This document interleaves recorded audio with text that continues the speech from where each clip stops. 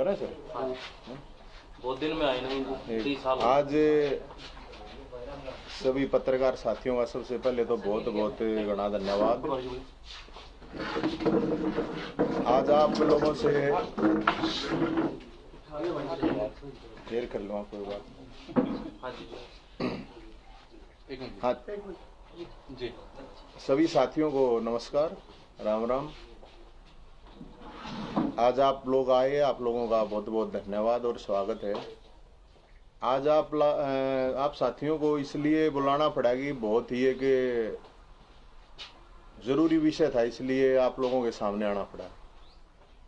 विषय ये था कि करीब 3.5 साल पहले की बात है और 3.5 साल पहले हम साथियों के साथ, भोले के भक्तों के साथ कावड़ लेने के लिए गए थे। और वो जब कावड़ लेने के लिए हम लोग गए, उस कावड़ का जो मकसद था वो था, उस टाइम पे आप लोगों को अच्छी तरह समझ सकते हैं कि एक तो हमने इसमें इशू था भाईचारे का। उस कावड़ का नाम ही भाईचारा कावड़ यात्रा था।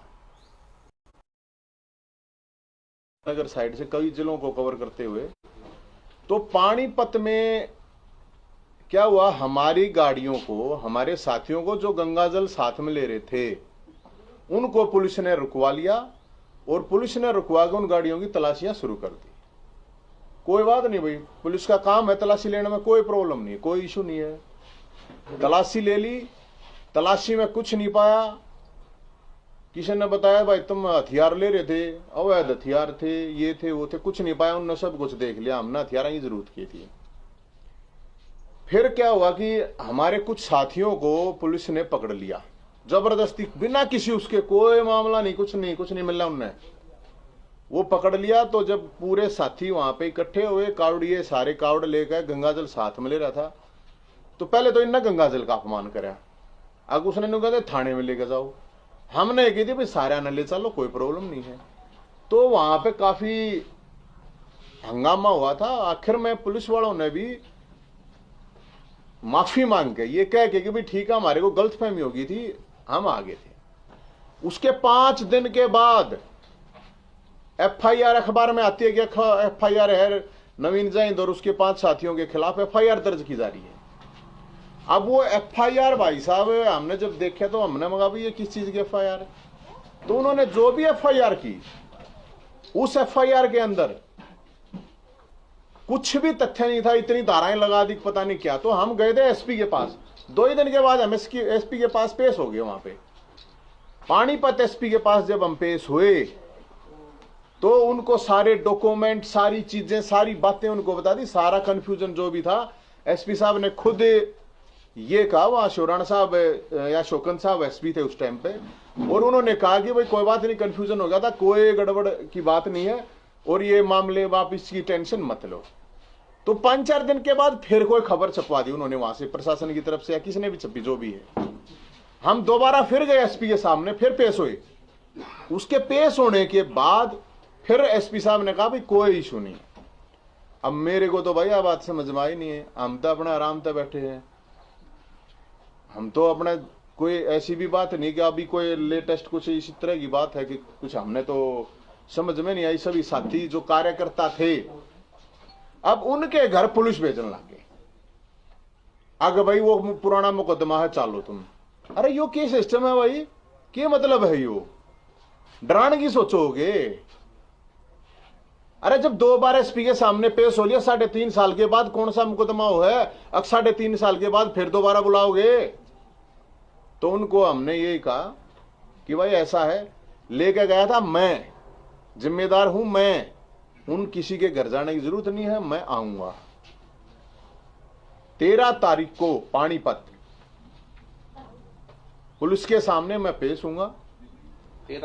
13 अभी या 13 जो आवेगी, 13 नवंबर है, 13 नवंबर को वहां 12 बजे पेश होंगे। जो उन्हें करना है वो कर लेंगे, उसमें कोई इशू नहीं। लेकिन हमारे जो साथी हैं, कार्यकर्ता हैं, उनको परेशान करने की जरूरत नहीं है।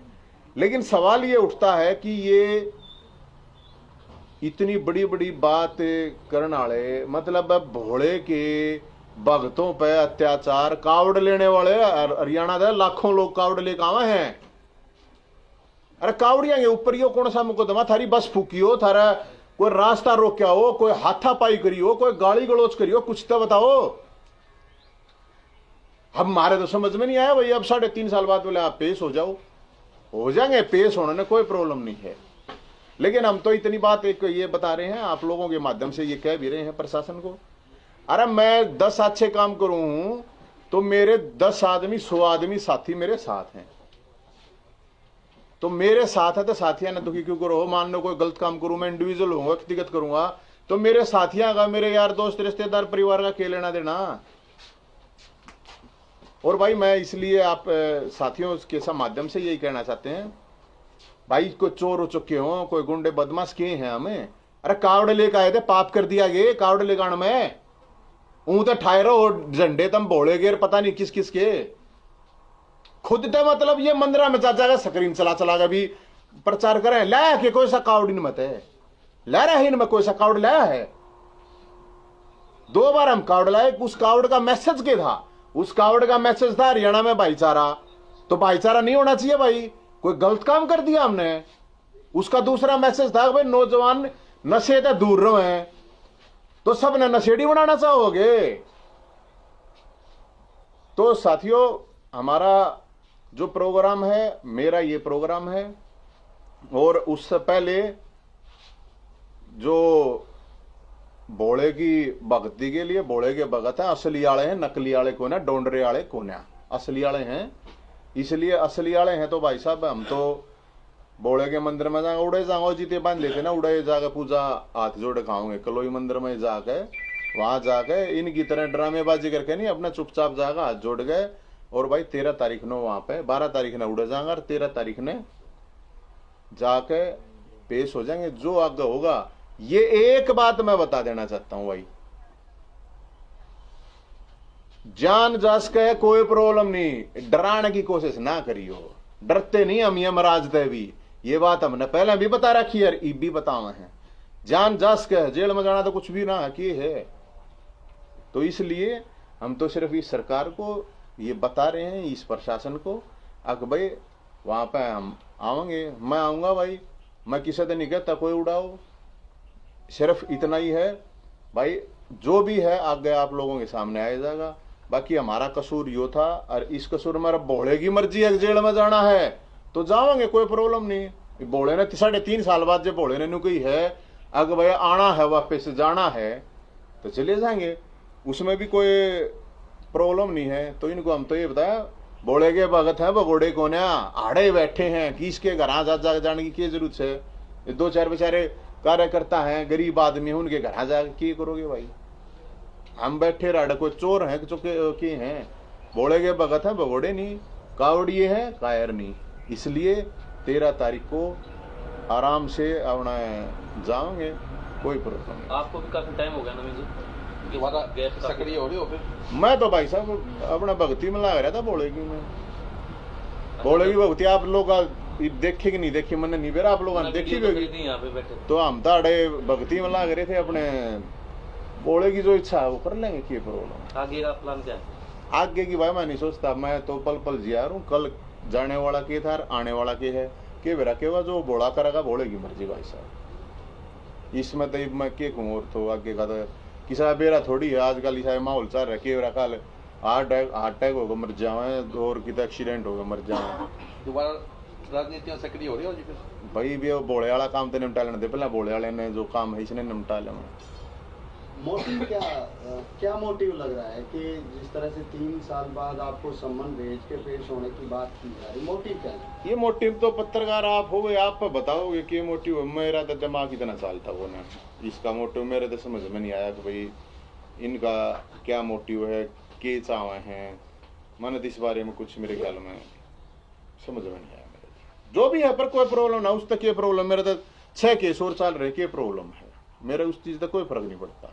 लेकिन ये मतलब कोई तरीका कौन है, बाकी मर्जी है भाई जो भी है। सम्मान में क्या भेजा गया? कुछ नहीं कहा भाई आ जाओ थारे पे यो केस है, मगर एसपी तो 2 मिल लिए क्या केस 3-3 साल बाद जागो हो, 3 साल बाद जगना क्यों मतलब यार, ईसाई कुछ मामला था तो 3 साल, 3.5 भी नहीं, 3.5 साल हो गए मेरे ख्याल में। उस मामले में तो एक गाड़ी का भी जिक्र आया था कि गाड़ी का आया था, वो सारी गाड़ी दिखा दी थी। अग भाई गाड़ी का था, वो नुबले बुलाया गाड़ी फर्जी है, चोरी की है, वह गाड़ी दिखा दी, एसपी के सामने मिले जाए दिखा दिया, कागज दिखा दिया, सारा सौदा दिखा दिया, न्यू बता दिया इसकी गाड़ी है, इसने ली है, ये चलानी है। बताओ कुछ था ही नहीं ना भाई, कुछ हो तो हम बताओ, कुछ था ही नहीं। लेकिन ये उस चीज को खाम आते हैं हरासमेंट है, ये हरासमेंट है तो भाई कोई बात नहीं, हम तो उसने हरासमेंट भी नहीं मानते। लेकिन मैं नु कहूं भाई मेरे पे कर लो जो कुछ करना है, जितने केस क्या लाने हैं और ला लो, कोई प्रॉब्लम नहीं है। लेकिन जो और साथी कार्यकर्ता है यार, उनने क्यों तो की करो, उनने क्यों परेशान करो। मैं कहने लगा यार इतने आदमी आ गए, मैं आप लोगों के सामने कहने ला रहा, मैं हूं भाई जिम्मेदार, खत्म बात है, जो करना कर लो, और आगे क्यों जा घर बैठो हो, मैं तो नहीं कहूँ। कोई ऑफर आया था क्या बीजेपी से?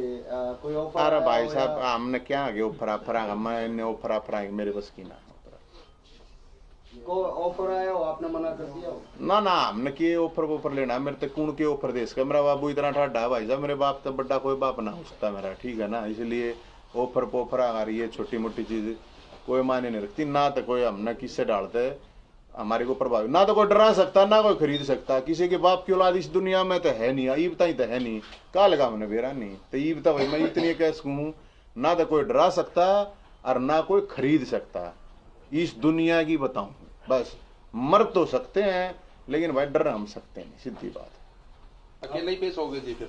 मैं तो अकेला ही जाऊंगा भाई, और मैं तो न्यू तो कहूँ भाई मैं अकेला, मेरे पे जो भी है कर लो, तुमने जो कुछ करना है। आप एक पार्टी के प्रदेश अध्यक्ष भी हैं, आप पार्टी के प्रदेश अध्यक्ष हैं, तो पार्टी साथ खड़ी है इस मामले में आपको? भाई कौन साथ है कौन नहीं है वो तो मैं तो बता दी मैंने जरूरत किसी की, मैं ये एक कावड़ का मामला था, ना तो मेरा व्यक्तिगत था ना ये कोई पार्टी का था, उसमें पार्टी के भी लोग थे, व्यक्तिगत भी लोग थे, सब कुछ थे। इसमें सीधी बात है भाई, मैं तो जाऊंगा जेल में, जिसने चालना हो वो जेल में चालना था, कोई चालना हो तो बेशक चाल पड़ी हो, बाकी वो दे दलाले आई हो, मतलब बेशक कितने भी जाने की जरूरत है नहीं मैंने, जो बोलेगा भगत हो और मर्द मानस का बीज बच रहा हो तो बेशक आ जाइए, उसमें कोई प्रॉब्लम नहीं। शिकायतें तो बीजेपी वालों के भी खिलाफ हो रही हैं, अभी सांसद के खिलाफ भी शिकायत गई है। क्या जो उन्होंने बयान वगैरह दिया था हाथ काटने का या आंख निकालने का। अरे एक बात बता, ये इसे बयान मेरे तो समझ में, पहले लोग कोरोना में लोग आगे बाल बड़े बड़े हो रहे हैं, पहले बाल काटते लोग आगे क्या मैं महंगाई भी हो रही है, बच जाएंगे क्या मैं, हमारे भी बड़े बड़े बाल हो रहे हैं, देख कितने बड़े बड़े हो रहे हैं। ये हाथ उस टाइम पे की थे मैंने बताओ, एक मोटी ही बात है, मैं आपको दोबारा बताऊं, जो ये हाथ काटने की बात कर रहे हैं इसने अदरवाइज मत लेना, मैं सही में कह रहा हूँ, ये लोग आगे बाल भी काटेंगे तो महंगाई में कुछ छुटकारा मिलेगा।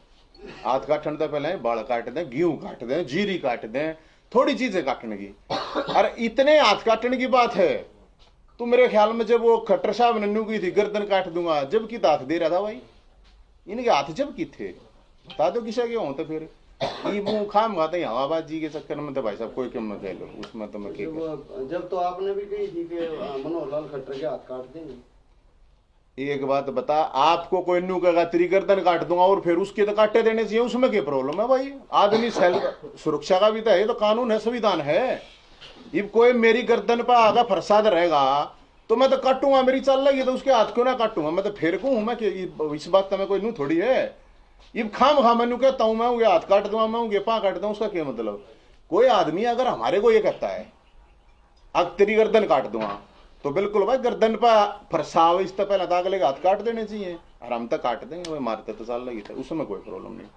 लेकिन खाम खा की सके थोड़ी काटे जाएंगे यार, सेल्फ डिफेंस भी तो कोई चीज है।